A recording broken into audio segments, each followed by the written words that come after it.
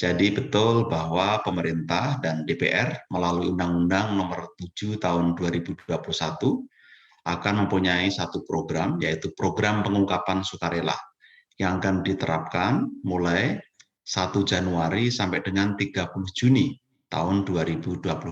Jadi tinggal hitungan hari. Saat ini pemerintah sedang menyiapkan aturan pelaksanaan. Ditjen Pajak Kementerian Keuangan bersama dengan Kementerian Hukum dan HAM sedang menyiapkan Peraturan Menteri Keuangan sebagai turunan dari Undang-Undang HPP. Harapannya minggu depan ini sudah bisa diterbitkan karena sedang proses pengundangan di Kumham dan bisa dipelajari oleh masyarakat luas. Saat ini juga kami sedang melakukan sosialisasi. Kick-off meeting sudah dimulai di Bali beberapa waktu lalu juga sudah ada roadshow dan sosialisasi di semua level, baik dengan Kadin, Apindo, para pelaku usaha, asosiasi, di semua level sampai ke level daerah. Harapannya masyarakat memahami ada program ini, bisa mengerti maksud dan tujuan, sekaligus bisa manfaatkan di masa 6 bulan pertama di tahun 2022 ini, Mbak. Oke, kalau kita lihat di sini perbedaannya dengan teks amnesti di jilid pertama ini kan tidak ada repatriasi begitu ya Pak ya, artinya memang difokuskan untuk wajib pajak di dalam negeri. Nah ini kira-kira seperti apa untuk dari target-targetnya sendiri, karena kalau kita berkaca dari teks amnesti jilid pertama juga tampaknya jauh ya Pak untuk realisasinya dari target yang telah ditetapkan begitu. Nah ini untuk targetnya seperti apa? Baik, secara umum dapat saya jelaskan substansi dari program pengungkapan sukarela.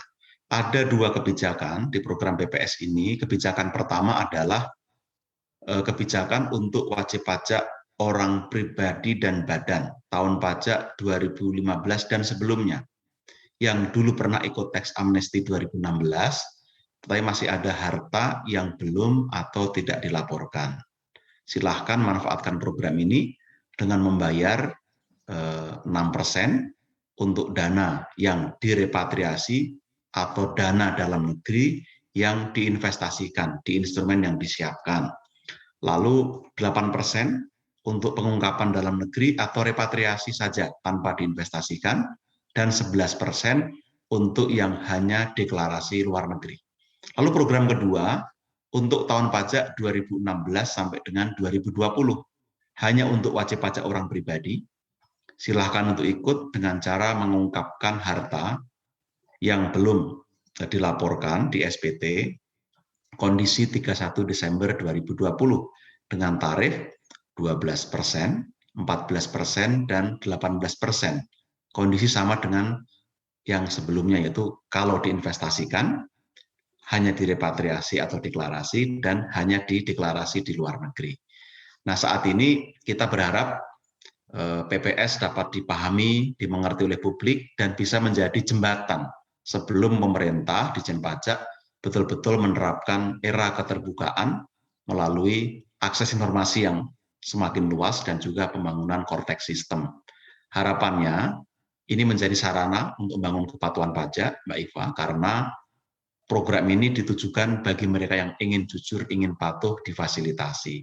Mengapa? Karena pasca PPS ini, Ditjen Pajak punya akses yang semakin luas dan punya sistem yang mumpuni, sehingga bisa memprofil wajib pajak yang melaporkan dengan tidak benar.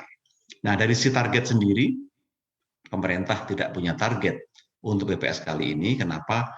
Karena sepenuhnya ini program sukarela, voluntary disclosure program. Dipersilahkan bagi wajib pajak untuk mengungkapkan harta yang dimiliki yang belum dilaporkan.